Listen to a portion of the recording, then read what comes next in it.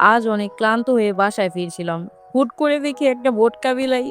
High, আমি Doraemon. তুমি কেমন আছো? দূর পিচ্ছি, মজা নিও না তো। ডোরেমন কি আবার এখানে আছে নাকি?